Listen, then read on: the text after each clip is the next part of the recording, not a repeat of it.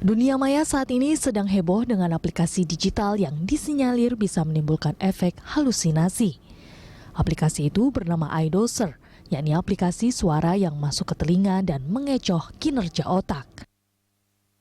Aplikasi ini sering disebut sebagai narkoba digital karena kerap membuat pendengarnya kecanduan dan hilang akal layaknya mabuk.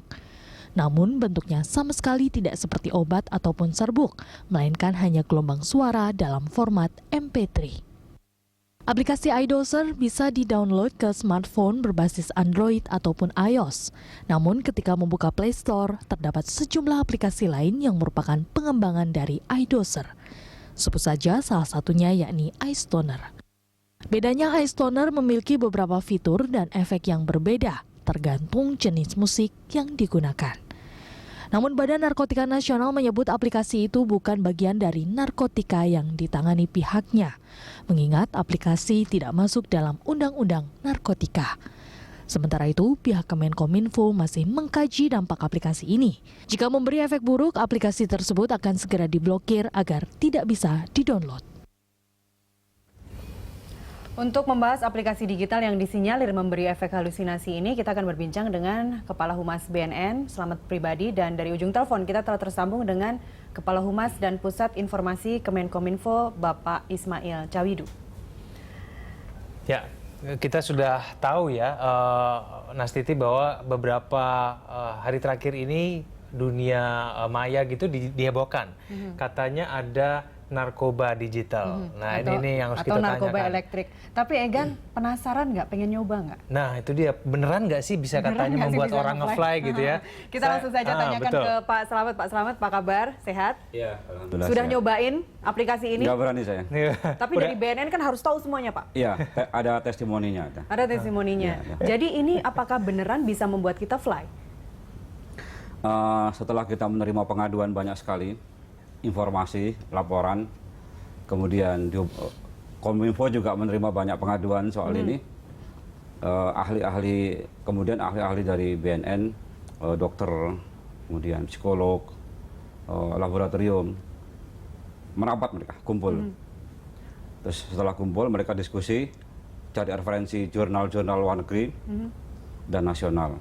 Terus diskusi dengan pakar-pakar di teman-teman dia jaringan, menyimpulkan bahwa ini tidak masuk klasifikasi narkotika sebagaimana undang-undang narkotika. Alasannya apa, Pak? Kenapa nggak dijadikan narkoba? Ini narkoba digital loh, Pak. Ini hebohnya di dunia. Ya. Dia tidak berbentuk serbuk, Karena tidak begini, berbentuk kalau pil. dalam pasal 1, butir 1 undang-undang narkotika menyampaikan bahwa narkotika itu adalah zat atau obat yang berasal dari tanaman atau bukan tanaman.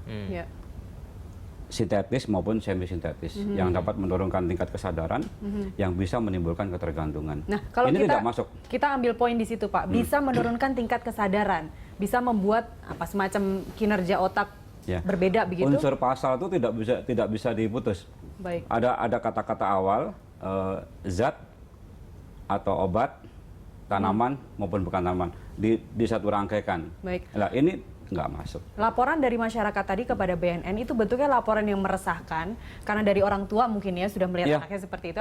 Sangat resah. Bener nggak ini? Setelah menerima broadcast, termasuk harga, kemudian efek-efeknya, pertanyaannya bawah itu betul nggak? Kata-kata dua itu benar-benar membuat kami sebagai penyelenggara negara itu harus berbuat. Baik. Ya tadi itu. Ya, kita tanyakan kepada Pak Ismail. Pak Ismail. Halo. Pak Ismail, jika hal ini sudah sangat meresahkan, apa langkah strategis yang sudah dibuat oleh Kemenkominfo? Langkah strategis yang sudah dibuat oleh Kominfo itu sejak kemarin malam itu kita sudah blokir 4 nama domain, yaitu idoser.com, idoseraudio.com, idosersoftware.com, dan istoner-superspark.com. Itu kita sudah masukkan dalam daftar negatif list untuk diblokir oleh semua provider. Ya. Pak Ismail, kalau misalnya ini ternyata kata BNN tadi barusan ini bukan narkoba, kok diblokir, Pak? Biarin aja, kan ini bukan narkoba, tidak membahayakan kalau tadi kata Pak Slamet. Ya. Bukan, justru karena apa itu simpang siurnya pemberitaan itu menimbulkan keresahan dari masyarakat. Oke. Kami sudah sepakat dan sesuai dengan arahan Pak Menteri kalau sesuatu yang menimbulkan keresahan masyarakat, itu pertama-tama Kominfo harus blokir dulu. Nah, kebetulan itu kita sudah lakukan dan hari ini jam 2.30 ini panel akan mengadakan pertemuan untuk menilai lebih dalam terhadap aplikasi ini. Dampaknya seperti apa? Termasuk kita akan memanggil ahli-ahli psikologi, itu kesehatan jiwa dan sebagainya. Kalau memang nanti dinilai dari hasil panel tersebut itu dapat menimbulkan keresahan masyarakat, itu akan kita blokir secara permanen.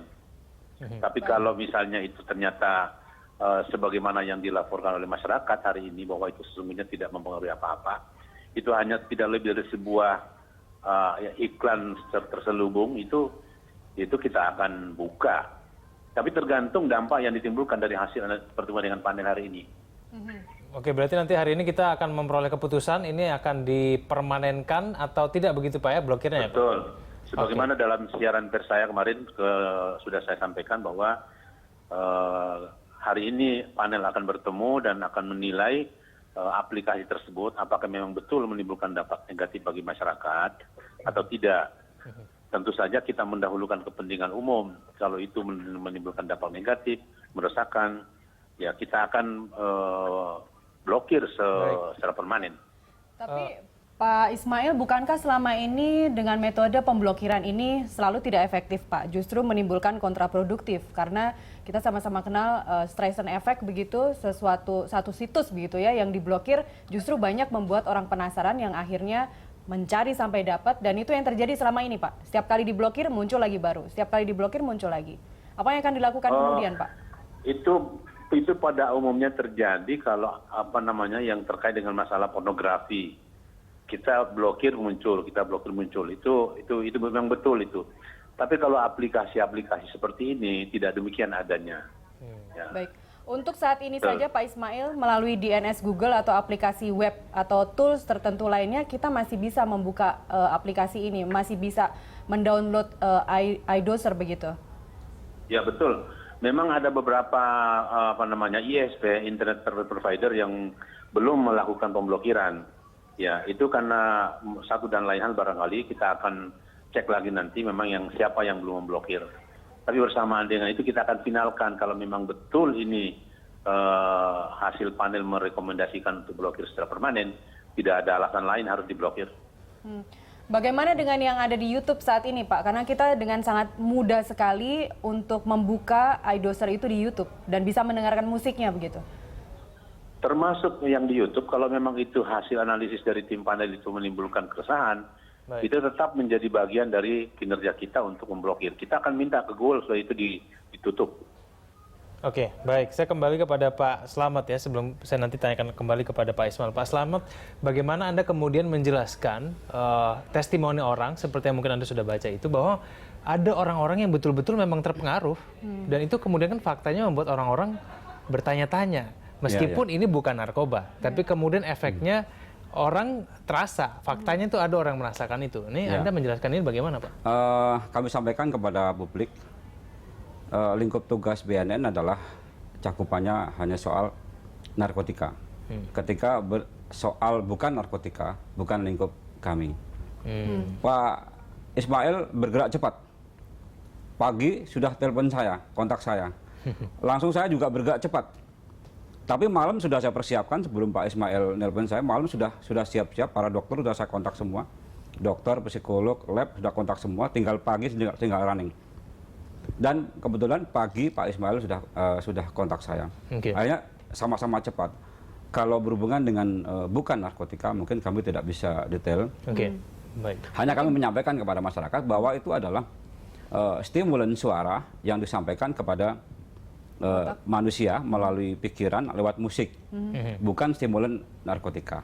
Oke, baik. Pak Slamet, saya ingin kemudian menebak nih Pak ya, ini karena mengingat ini ternyata hanya diblokir, paling tidak itu usaha sementara, tapi saya menduga takutnya orang-orang yang gemar menggunakan narkoba ini melihat bahwa ini sebuah celah, tidak dilarang, tapi kemudian efeknya terasa juga. Nah ini kemudian kan jadinya orang akan tetap resah meskipun itu diblokir, orang akan kemudian mencari dan segala macam. Nah Pak Slamet, kita akan bahas itu di segmen selanjutnya Pak ya, nanti saya akan tanyakan itu di segmen selanjutnya. Pemirsa tetaplah bersama kami di Lunch Talk.